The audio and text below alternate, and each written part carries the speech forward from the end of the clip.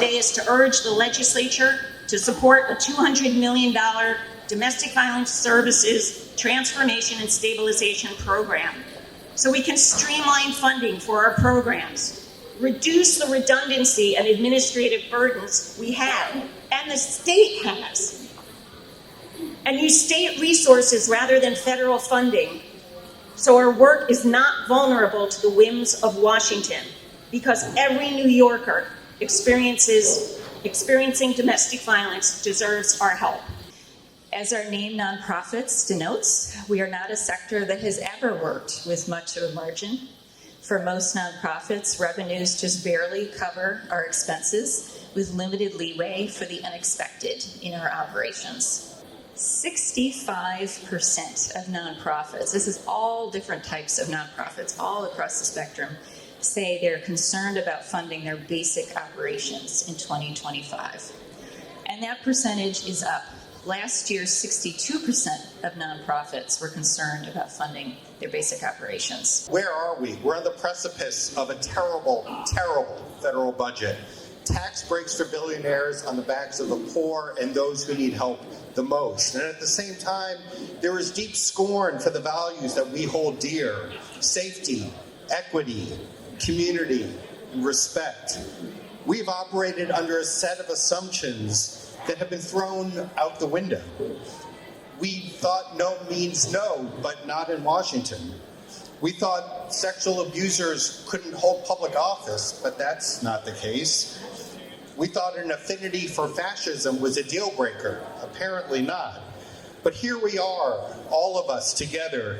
Anxious? Yeah, we're anxious. I'm anxious. We're all anxious. But we're also more determined, more focused, more driven, and more committed than ever to a world without domestic and intimate partner violence. As mentioned, I come from a long legacy of advocacy around reproductive justice, gender justice, and fighting against gender-based violence. And the work that you do every single day is integral in passing laws and legislation that protect and support and uplift survivors.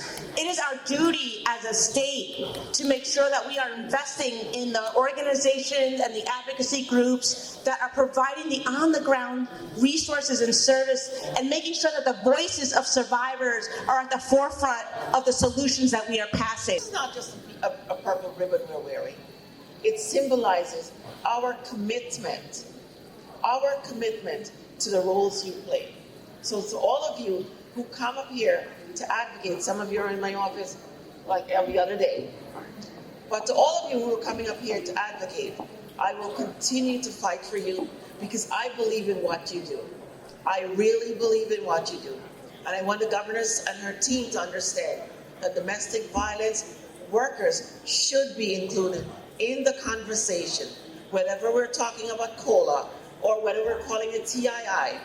DV workers must be included. I can't count how many times that I've been here in this well advocating what feels like the same thing over and over again, and yet it feels a little bit different this time. Domestic violence, sexual assault, and human trafficking service providers face an unprecedented crisis that threatens our ability to protect and support survivors. Quite frankly, it threatens our ability to keep our doors open. At the heart of the crisis lies a very dangerous over-reliance on federal funding streams that has created both immediate and long-term challenges for these essential services. This dependence on federal dollars has created a complex situation where we must constantly navigate complex administrative requirements from multiple funding sources, each with its own reporting demands, compliance regulations, and timelines. The consequences of this federal funding dependence have become particularly alarming in this current climate. The potential of ongoing federal funding freezes will have catastrophic impacts on Fearless.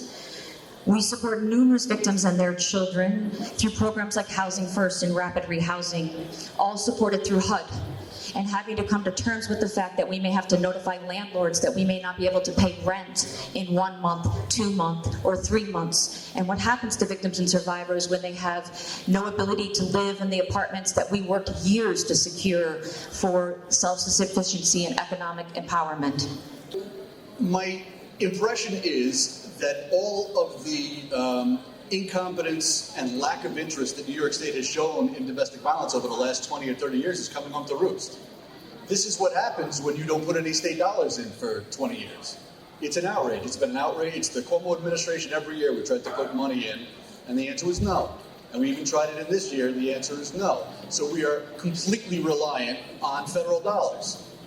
The governor, who I had hoped would be better on domestic violence issues, vetoed a bill that we had designed last year that would have driven money directly to the providers by allowing a single room rate to be reimbursed at the double room rate.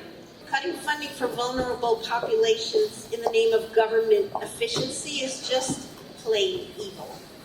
And countless survivors are relying on programs for help regardless of what is going on in Washington. So New York State must step up and adequately fund these programs this year. Our county has seen an increase in services and an increase in domestic violence homicides. We are at a point of looking to expand our domestic violence shelter because we have to turn away almost double of the survivors that we take into our shelter. That's about 325 survivors a year that get into our shelter. Double that, and that's the number that we have to turn away. Safeguard our funding, support our workforce, and send a resounding message that New York will not abandon those in pursuit of life free from violence. We must do better, and we must do it now. Thank you. I'm gonna echo what everyone else has said. We desperately and urgently need to increase New York State funding for domestic violence services and domestic violence legal services. We are in a critical moment for domestic violence advocacy funding in our state. Everyone has said it. New York State relies too heavily on federal funding for domestic violence services. That means the lives of survivors of intimate partner abuse and their ability to access essential services in their own communities is reliant indirectly or directly on funding from our federal government, which is a terrifying thing to say at this moment in time. We are underfunded, understaffed, and overworked. You know the demand exceeds our capacity to respond. So just tell our story today. Tell your story to those you meet with. Together, we will ensure that domestic violence agencies and advocates are supported so that we can serve all survivors. Let's show them who we are. Let's make them understand that we will not be pushed aside, we will not be left behind, and we will advocate for survivors of domestic violence to get the services that you need.